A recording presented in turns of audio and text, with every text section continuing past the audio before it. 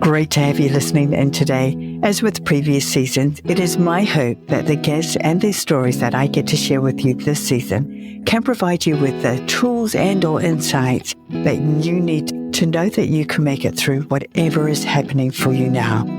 And not only that, that you can have the life you want in whatever way you want that to look like. So let's get to it. I'm your host, Helen Morris, and this is The Beautiful Side of Grief. You've heard about left-sided and right-sided brains, right? Well, imagine you predominantly use your left side of your brain. You are analytical, linear thinking, you deal in facts, logic, sequencing, and probably like math a lot.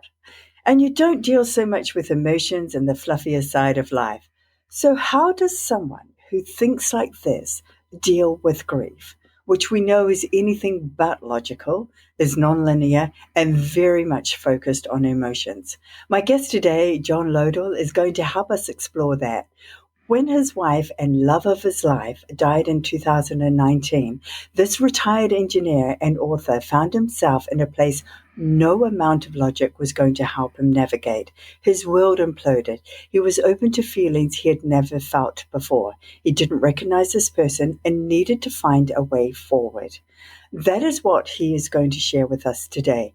The discovery of how the Hewlett Packard engineer learned to accept his new reality that led to the awakening of the creative right side of his brain. The intention I'm setting for this episode is for us to have awareness of how our dominant brain dictates our current perspective of the world, and that by understanding this, we can learn how to embrace and use the other side of our brain to open up new perspectives to help us cope in times of grief and in everyday life. Thank you for listening in today. I'm sending you loads of love, and I hope you're able to find some aha moments in the next hour ahead. John, a very warm welcome and a pleasure to have you as a guest on The Beautiful Side of Grief today. Very good. Thank you, Helen. Thank you for inviting me. I'd love to start with getting a picture of you and Pam before she became sick. So we get a sense of who she was, who you were, what your life looked like, so we can compare it with just how much it changed for you. So what was it about Pam that made her so special to you? That's an easy subject to talk about for me. Thank you for asking. I met Pam when I was a teenager. We met at a church youth group, Methodist Youth Fellowship, MYF. She was a little older than me. I was a freshman in high school. She was a junior. She was a gorgeous woman. I couldn't believe she even noticed that I was there. But we hit it off immediately. We got along quite well. She told me later on that she knew more about our long-term future right then than I did, but I always found it to be compelling, comfortable, thrilling to be in her presence. And so we dated for a number of years. In 1980, we both graduated from the University of Illinois on the day that Mount St. Helens blew on May 18th. And 13 days later, we were married. We then moved from Illinois to Idaho. I had been recruited as an engineer by Hewlett Packard's disk memory division, and we started our life together in Idaho in the summer of 1980. It was just magical. There was nobody else I wanted to be with. I wasn't looking at other women. I had the one I wanted. I really had found my true love. In 1986, our son Jerri was born. In 1989, our daughter Jessica was born. And we moved forward. Southwest Idaho was our new home. And we greatly enjoyed raising those two little humans who are now fully realized adults. And in 2012, in the fall of 2012, I was diagnosed with head and neck cancer, left base of tongue cancer. And I had to go through a fairly difficult regimen of treatment that involved surgery and chemo and radiation.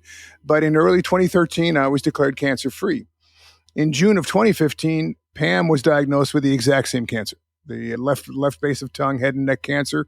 And this was implicated with human papillomavirus. And this is one of the mysteries, is that we were faithful to each other the whole time in our marriage. And why did HPV express itself in this way in us? Pam went through the same very challenging treatment regimen and was declared cancer-free in early 2016. In late 2016, it returned. And this time it was on her epiglottis. And so she had to have a surgery called laryngectomy. She became a neck breather, but they removed the cancer. And in February of 2019, we visited your beautiful country of New Zealand. When we got back, we found out that the cancer had thus returned a third time. The emerging field of immunotherapy was tried. It didn't work out. And our daughter was married that summer in June of 2019. But Pam's physical decline accelerated in the fall. We went into hospice in late September 2019. And on October 31st, on Halloween 2019, Pam died. Pam crossed the Rainbow Bridge, and my world exploded. And I had a lot of things I had to figure out in terms of moving forward without my true love by my side. And that is the next 3 years. All the things that I learned were the basis of my book, A Right Brain Awakening, What Grief Taught a Heartbroken Engineer. And I'm glad that I was able to compile those lessons. I read a lot. I had a lot of help from my grief counselor. And I found out that we're not very good at grief, us humans, us Americans, maybe New Zealanders as well. We've never been trained in grief. But there are things you can do to move forward. You never move on. That's one of the things I've discovered. But you do move forward. You put the grief in your bones, and you try to reconfigure your life so that it has meaning, and you are honoring your now departed loved one. John, let's unpack that a bit more, because there's so much that you just shared with us. Pam sounds like this wonderful, wonderful lady, and what an absolute pleasure to get to spend so much time with her as a life partner, and so sorry that, look, I am so sorry that she did end up losing her life to this cancer, but how bizarre that you both got exactly the same type of cancer. So I find that fascinating, but you survived it, and unfortunately she didn't. So when you realized that she was going into these terminal stages, that there was no more hope of having some sort of therapy that was going to magically get her through this, was that when things started changing for you, or were you still quite optimistic then? Explain to us what those days of hospice were like for you and your thoughts and feelings. Well, thank you for asking that. The answer might surprise you. I was so focused on being the best caregiver I could. There were so many things that Pam needed. And I can tell your listeners that when your own last lap comes, look into hospice. Doing that final lap at home is a big deal, not doing it in the hospital. But I was so focused on being able to meet her needs to the best degree that I could, that I really hadn't thought much about what was going to happen after she died. And when that happened on Halloween night, I fuzzed out. I sat next to her for about 30 minutes before I finally figured I should probably pick up the phone and tell someone that this has happened. But I was so focused on, I did not want to leave anything to chance. I wanted to be the best caregiver I could. So we moved forward after that. I scheduled Pam's celebration of life service for about 5 weeks later, for early December, so that everyone could make plans to fly to Southwest Idaho. And it was after everyone left. That's when I realized I am in a position now of something that I cannot do on my own. And one of the things that I wish to share with your listeners is that grief counselors, to me, were the decoders of grief. My counselor, Jerri, I've mentioned her numerous times in the book.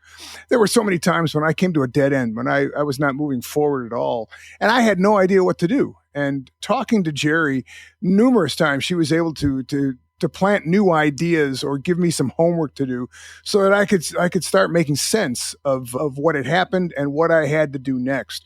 Without her, it would have been a disaster. And one of the things she mentioned is that you really needed to get in there and wrestle with the grief. And so one of the things that I share with a lot of people is that you got if you're in grief from the loss of a loved one, you have a new friend called pain, and you cannot ignore the pain. What you want to do is you want to set a chair out for the pain.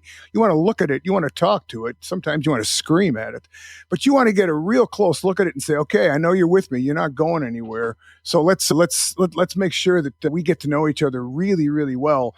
And in doing that, in directly wrestling with all the aspects of the grief that I was in, I was able to make slow progress. And I say slow because the pace was not something that I chose at all. And as a left brain engineer, that was a very, very unfamiliar space for me. Yes, go ahead, Yeah. please. So can we unpack that a little bit more? Like, Sure. a left-sided brain. So let's share with our listeners what that was like for you to suddenly be plunged into this world that you did not recognize. What else was going on for you around that time when you suddenly were left with your own thoughts to try and process not having Pam by your side? Well, there was a lot of questions of faith. I'm a preacher's kid. My dad was a Methodist minister. And for a while, I couldn't speak civilly with the Almighty. I felt that God had taken something from me. And eventually I came to the realization that Pam was never really mine, but that was a very difficult process. So being able to come to that conclusion that she was not mine and she was not something to be taken from me, that was one of the first ones that I came to grips with. I realized that I was a very good problem solver. Hewlett Packard paid me quite well for solving problems on whatever we were building at the time. But Yes. those skills were not going to serve me well here. I really needed to learn about myself. I needed to understand the way that I grieved. I needed to understand what I believed. I needed to come to grips with what I thought I wanted to be next, because the old guy was gone. John was no longer the same guy. And eventually I figured out that I had some level of control in terms of defining who that new person was going to be. So all these little pieces, they came to me at their own speed. And one of the other things I go over in the book, as humans, I believe that when we are confronted with overwhelming grief, there's a number of mental circuit breakers that blow open. And just about every one that I had blew open on Halloween 2019. And they come back online at their own pace. And let me give you one example. 8 months after Pam died, I came to the conclusion that part of me died the same day Pam died. And now that is not earth-shattering stuff, but I hadn't even thought of it until then.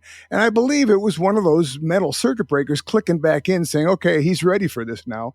Let's go ahead and let him think this. So I learned how to sit with the overall process of and identifying my own feelings. Am I angry? Am I sad? What kind of patterns can I recognize here? And what can I do about them? And a lot of this made it into journaling. That's where a lot of the stuff from my book came from, and notes that I would bring up with Jerri the next time that we met, so that I could begin to understand what was happening and what I could do and what was involved in just simply accepting what had happened. And that process continues. I am nowhere near done with that. John, how far into the process was it before you actually reached out and connected with Jerri? And was it an issue for you to find the right person that you could connect to and trust? Because I think that's a big thing in this process as well. That's a terrific question. So it came to me after everybody left, after the Celebration of Life service. So there was like 5 weeks that I was just moving around in a fog after Pam died and before the Celebration of Life service. And then when everyone in the family left, that's when I realized, man, I am not in a position to do this myself. So I called a friend who knew Jerri. And so that amount of time, your question was about 5 to 6 weeks. And then I set up something usually either weekly or bi-weekly for the next couple of months. And I would always walk out of her office with some new information. I had learned something. I wasn't necessarily feeling that I was moving forward, but I was armed with more information. And I spent a lot of time on my back deck just sitting with that new information and deciding, what is it I'm going to do now that I know this? Okay, so you mentioned that she introduced you to journaling, putting the thoughts that you were having down onto paper.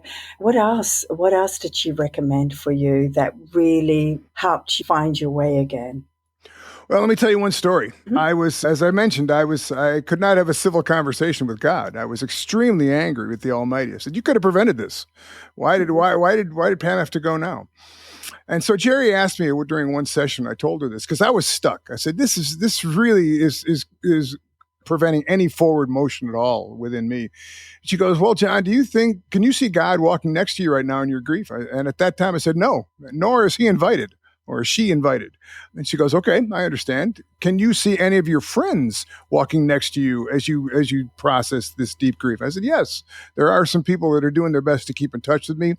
And then she hit me with the payoff. She goes, "Have you ever thought that God might be working through your friends to help you through this grief?" And it was one of those aha moments. Ooh, I hadn't thought of Yes. that. I hadn't thought of that one. There was Yeah. another one, if you don't mind staying on a No, theological go bench for for a it. little. I went to a program called Grief Share, and they were helpful, but we were not real theologically inclined or aligned. And they encouraged me to read the book of Job. In terms of someone who had risen strong from a tough situation, and Job really didn't resonate with me. The latter part of Job seemed to be God rubbing Job's nose in some things. I was like, nah, that doesn't seem right. But my brother encouraged me to read the Gospel of John, chapter 9. And what we have here is that Christ and the disciples encounter a blind man on the steps of the temple in Jerusalem. And one of the disciples asks, "Rabbi, is it this man's father's sin or his own sin that has caused him to be blind?" And Jesus goes, no, you don't get it at all. This man is this blind for the greater glory of God. You just can't see the entire plan. And at that point, Jesus spits in the mud and puts the mud in his eyes and tells him to go down to the pool of Siloam and restores his sight. But that one resonated with me. Yes. I cannot see the whole picture. And I got to believe that Pam was needed somewhere else more than here. That's where I'm sitting at this point. That might change yet. But those two stories really allowed me to get back into a normal relationship with the Almighty and start moving forward again. Yeah, I'm so pleased to hear that for you. So I really resonate with what you've just said there, because with my own daughter, I have a strong belief that there was a higher purpose. It was like she gave me the signs, like I mentioned this a lot on my podcast, that she gave me a checklist, ticking off everything. And I was going, holy heck, no, you're only 18. That's way too young to leave. But I have to say to you that it's just gone 6 years on the 15th of this, on March the 15th. And I would have to say to you that she has enriched my life no end from the other side, and what I've learned from this whole experience and this journey and from others like yourself. And so every day I'm incredibly grateful and blessed that I am on this journey. Yes, it took a major heartbreak and hardship to take me down this pathway, but yeah, no regrets whatsoever. So I like that you describe your grief counselor as a decoder of grief. Share your thoughts around that. Well, so I guess I was lucky that Jerri was particularly well suited to meet my needs, and this is we had some discussions, and this is when I started to recognize that the right side of my brain was starting to wake up. I had always been what's called an individual contributor at HP. I loved solving problems. I wanted to make the company more money.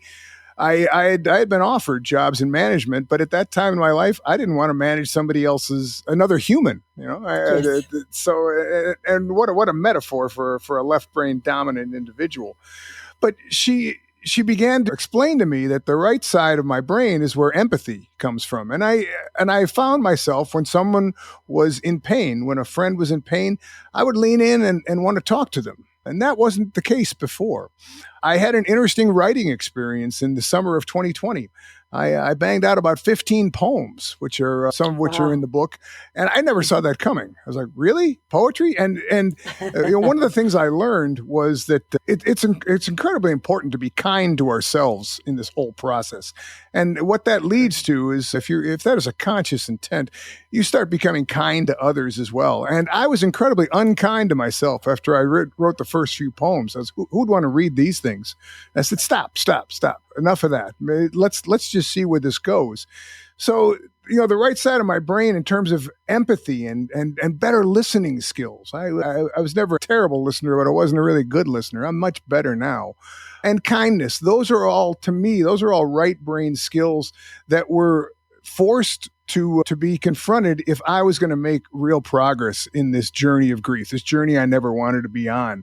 And that really was the genesis of the book. I read a bunch of terrific books after Pam died. And it was interesting because every one of them that I read, there were points in there that I really resonated with, and there was other ones that I thought, man, that is just hooey. I don't agree with that at all. And I imagine that the readers of my book will find the same thing, that some stuff works and some stuff doesn't. But it was important that I lean into this and understand this. And I don't believe that this side of my brain would have been awakened without this terrible cataclysm. Unless I had been brought to my knees, there would be very, very large blind spots. I would be a very different person. And that's why the name of your podcast really resonated with the beautiful side of grief. I get that now. I understand where that comes from. And there's tremendous irony in there that it took something like this for me to have my eyes opened to the richness of life around me.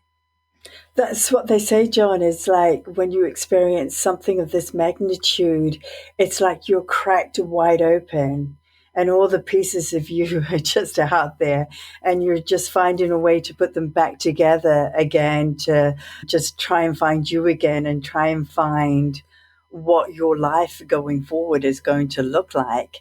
And I'm so immensely pleased for you being a left-sided individual. And I understand that because I think I'm predominantly that type of person as well. What it means to really then explore this creative side of you and the beautiful aspects of that. Do you sometimes wish now, do you have thoughts now that you wish that you had this awakening way back when you still were with Pam and the kids, doing that whole journey of raising them up? Or does that ever cross your mind? Yeah. I do, yeah. I try not to spend too much time on it. I think that one of the important things in my life is you got to own your past. Whatever it is that I've done, I'm like, okay, that's who I was. But I was asked by Jerri. I was interviewed in a YouTube interview, and she goes, "Are there any new things you're doing?" And I'm cooking. I like food. I like food. I guess I wish I'd done that more when Pam was around. But at the moment, I'm proud of the stuff that I can produce. I can whip up a dinner. It's pretty tasty. That wasn't the case before. Fantastic. Go you. And it's funny, like the pleasures you get out of doing something like that you've just bypassed for the bulk of your life. And then suddenly you've opened yourself to this whole new world, and it's pretty exciting. You wrote that you have redefined your life as much as possible on your own terms, and that this was a multi-step process. Okay, so explain what you mean by that. I appreciate you asking that. I spoke to a grief panel a couple of weeks ago, and as I take a look at what I call grief illiteracy in the United States, there's a lot of people who disappeared, and I'm sure they're not bad people. They didn't know what to say. But as the griever, as the one who has to process what has happened, if you don't get in there and wrestle with pain and say, I'm going to understand you, you and I are going to get to know each other, then here's a sports metaphor from a guy. You're always playing defense. When heavy emotions hit you, all you can do is react. And a lot of times that reaction involves going to a bar or doing something inappropriate, as opposed to any kind of proactive steps you can take to say, I see you. I've seen you before. You're back. Have a seat. We're gonna talk here. So this process of trying to understand how I grieve and who I am and what I believe allows me then to take a little bit of control back in terms of how am I going to interact with pain? How am I going to plan out who this new guy is going to be? I'm not here just to take up space. My story is not yet done, and I wish to honor my departed wife and my folks and live a life of purpose. So these are important things to me now that I really hadn't thought of much before. But now that I am here on my own, there's a lot of 1-0 votes in my house in terms of, well, John, what should be next? What should we do here? So, serving my community. There's a whole chapter in the book about how service charges my batteries. Making some conscious decisions about what I want that new life to be full of, what kind of role model I wish to be. I think people are kind of watching to see if I fall apart, and I could have, but I didn't want to go down that path. So for a long time, I had no control at all. When we were in hospice, when we were in active therapy, we were following the instructions of MDs. Do this, do that, do it on this schedule. And all of a sudden, now that I'm on my own, when my brain started working again, when those mental circuit breakers started kicking back in, I started to make some conscious decisions about this is who I want the new guy to be, and I'm gonna pursue that goal with intent. I love the way you speak, John, because everything about what you've just been saying is telling me that you have taken ownership of your grief, that you weren't looking to someone else to make it better for you, that you recognized that you had to own it from within and choose the direction that you wanted your life to look like going forward. So well done. That's incredible, because there are many people out there wanting somebody else to take away that pain, to take away what has happened, and you just beautifully have taken ownership of that. Let's talk about your book again specifically. It's called A Right Brain Awakening, What Grief Taught a Heartbroken Engineer. Now, that is a fabulous title, by the way. And why did you feel that there needed to be a book out there? Because you mentioned you read a ton of books on grief, and some resonated, some didn't. Why did you feel that yours needed to be in the mix, and who is it aimed at? Okay, thanks for asking that. I did read a bunch of great books. Many of them were written by very talented women and a lot of male psychologists. I didn't see anything out there written from the point of view of a left brain geek like myself. So I really thought that there was a literary vacuum out there, and I thought that, and when I looked at the grief illiteracy around me, that people were absolutely befuddled by what they could do, what they should do.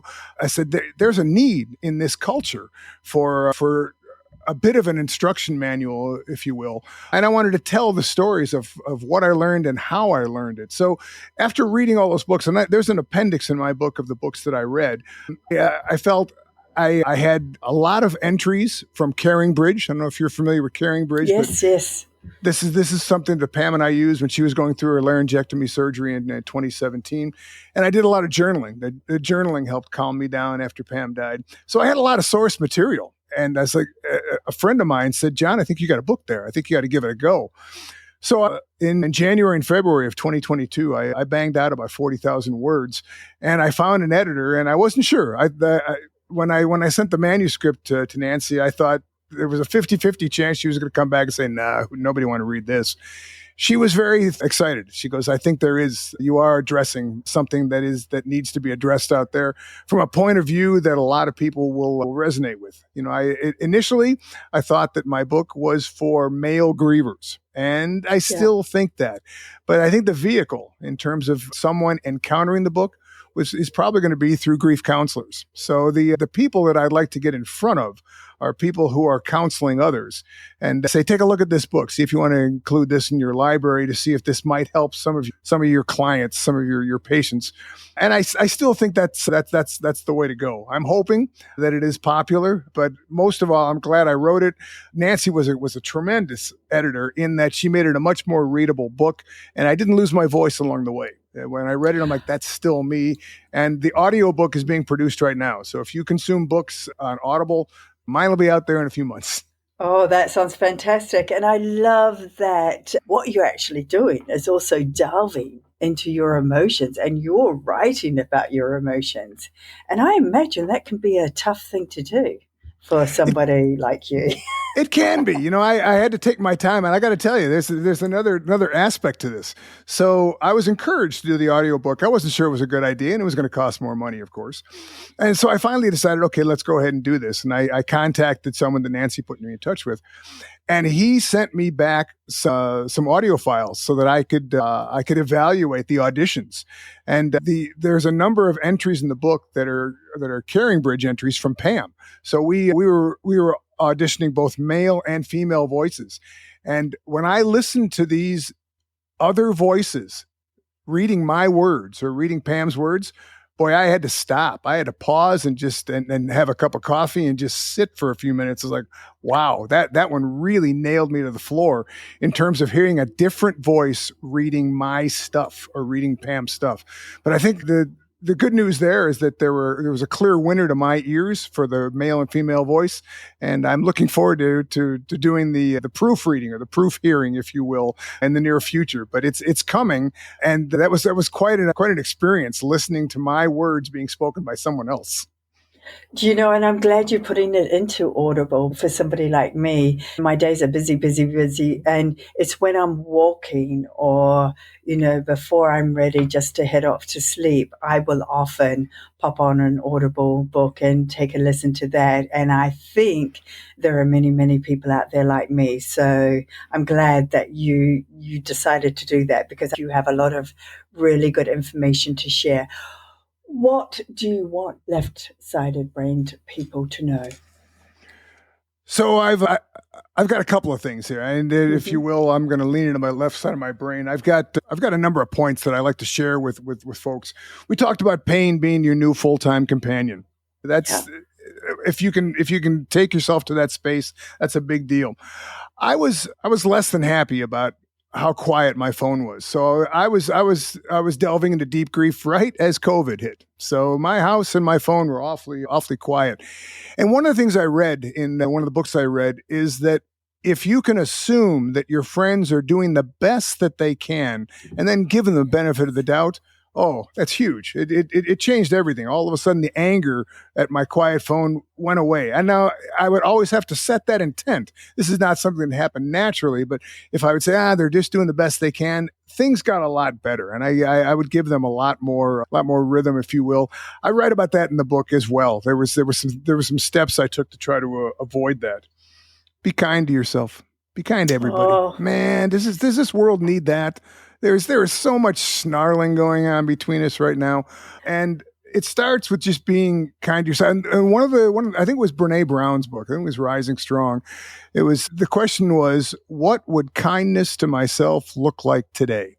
And take some time to answer that question, and then go do that. And when you're kind to yourself, it's really easy to be kind to other people. And then you start occupying that new version of you that you want to be, and that's who I want to be. I want to be a good listener. I want people to say, "Man, I like talking to that guy. I like being in that guy's company." There's a couple of metaphors for grievers that I can share. One of them is that grief is a puzzle, and it is. When I first, right after Pam died, I described myself as a puzzle with a lot of the pieces not in place. It is 100% unique to you. It is nobody else. You can learn things from other people, but your grief process means you're going to get to know yourself a lot better if you are going to be successful in putting that puzzle back together. The other metaphor is that grief's a journey, and I resonate with that one just as much. And the key on that journey is to keep your eyes and your ears and your heart open. It happens at its own pace. Just look at everything that's going on around you and process it.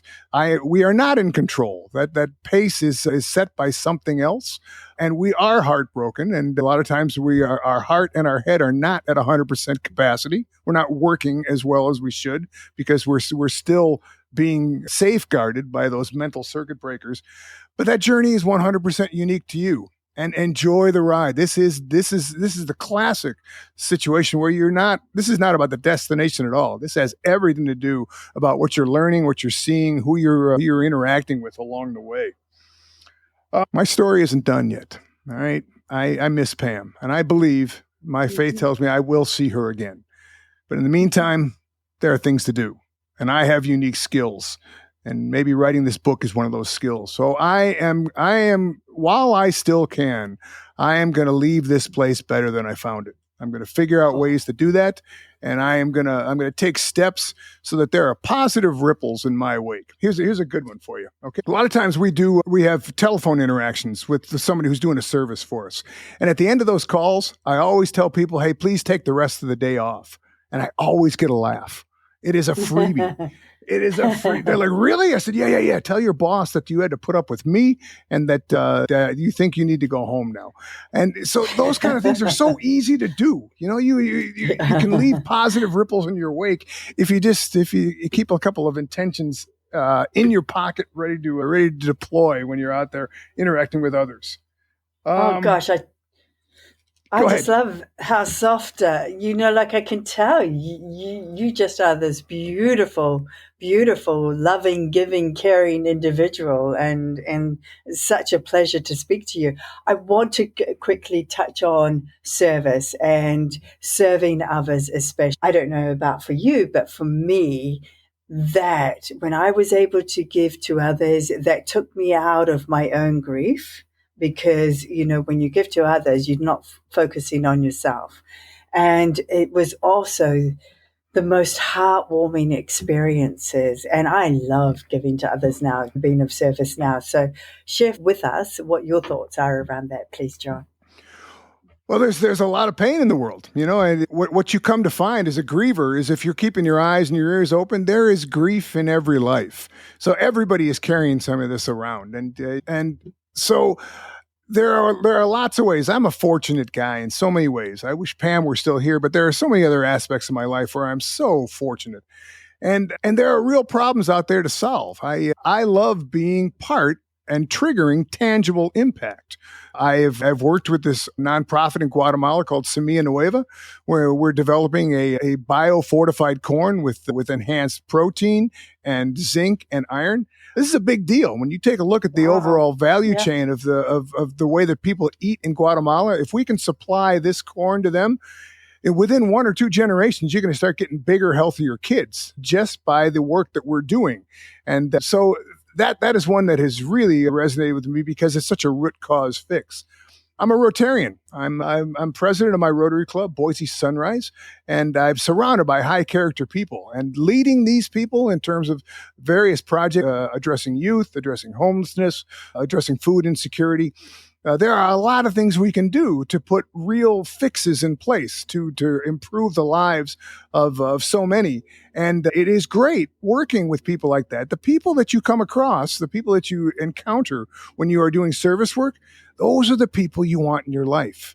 And as I take a look at it now, it might be kind of selfish, but there are other people in my life who I call energy suckers, and they're not so much in my life anymore. I've only got so many days on this earth, and I want to surround myself with people who are on their own trying to leave it better than they found it. So by involving yourself in service, you put yourself on paths that cross with those kind of people. And those are the ones that I want to go out to dinner with and go to a ball game with. Those are the people I want to get to know better. So there are ways that the service is, it's often called giving back. I prefer to call it leaving it better than I found it. But it gives you so many benefits. The people you meet, the impact that you catalyze. This is the way I choose to live my life. And with a little bit of intent, I can do that on a regular basis. And that makes me about as happy as I can be these days. Absolutely. And I was just going to ask you the question. So who does John Lodal look like now, today, without his wife 3+ years down the line? And I think you've shared so much information that has given us and painted a picture of you that is just this wonderful person. But in your own words, who does John Lodal look like today? He's a servant disciple. He's someone who recognizes the finite nature of life. I'm not going to be here forever. He's a published author. Get that. They published my book. Who figured that? He was an okay engineer. He's a crummy golfer, but he likes it. He's someone who, as I say, I wish to leave it better than I found it. The Rotary motto is service above self. I live that. This is exactly what I want to do. I'm not doing this as a means of earning points. I'm doing this to serve my fellow humans on this globe. And that is enough in itself. So I'm lucky that I get to make these decisions, to configure a life like this. And I'm trying to keep my eyes and my ears and my heart open to enjoy the ride for as long as I can be here. Ah, fantastic. I love that new version of you. Thank you. Hey, so we're going to wrap up now, and I always have a few questions that I like to sort of round off the interview with. And the first one being, what is the best thing that has happened to you so far today? Meeting you, talking to you, getting some feedback you. about New Zealand. I'm a big fan of your lovely country. and being able to share with your listeners what I've learned. There are some gems in there. There's probably some stuff you won't resonate with, but it might be worth it to buy the book, see what you think, and know that grief is going to invade your life, and you will not get a vote on it when it arrives.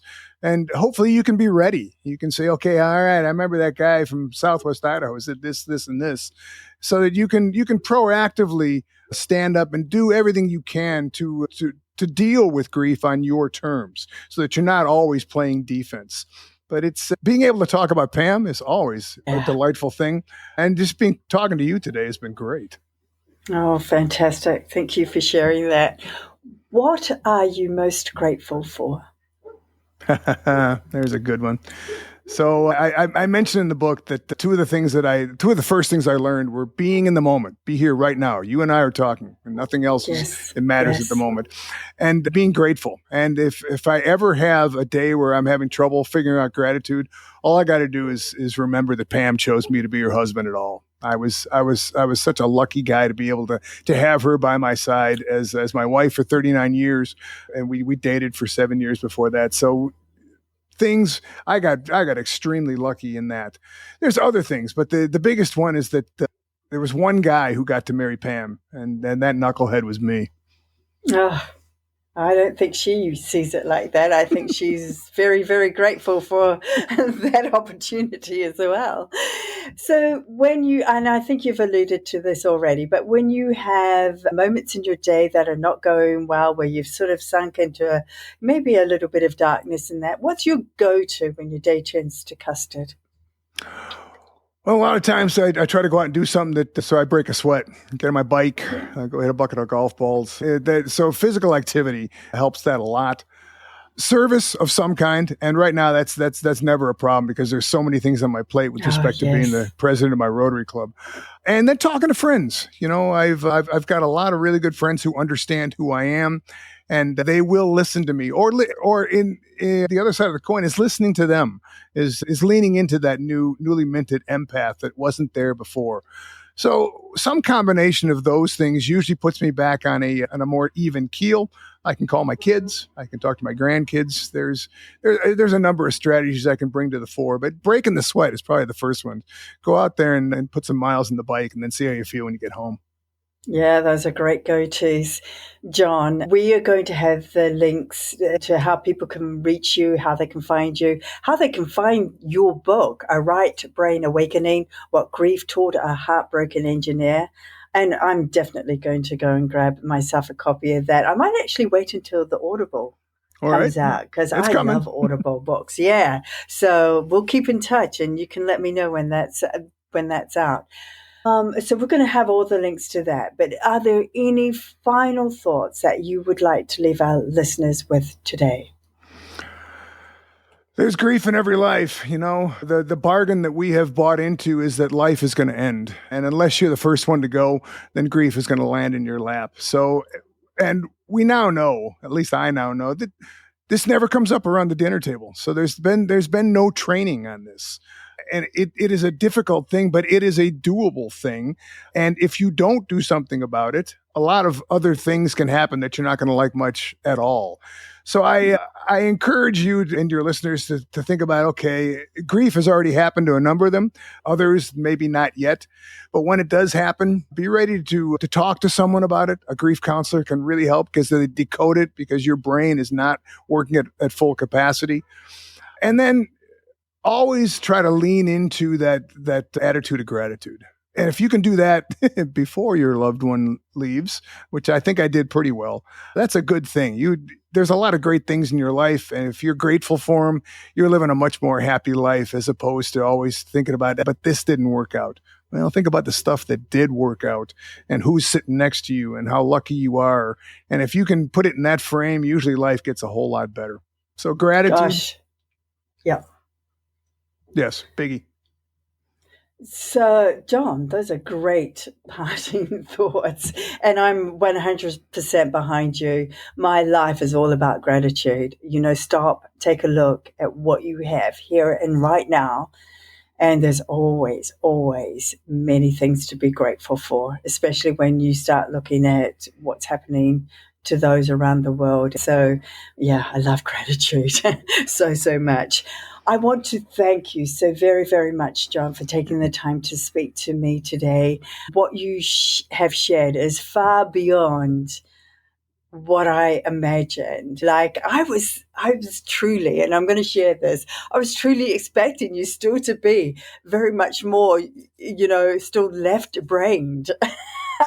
and but you just have brought so much heart to this conversation, so much service, so much compassion, and I know that your Pam is very, very proud of every single thing that you are doing and will continue to do, because I know that you are a mover and shaker. So, John, thank you very much for your time. Helen, thank you for having me on. I enjoyed describing and searching in the beautiful side of grief with you. Thanks for listening. I hope you got some real value from this episode.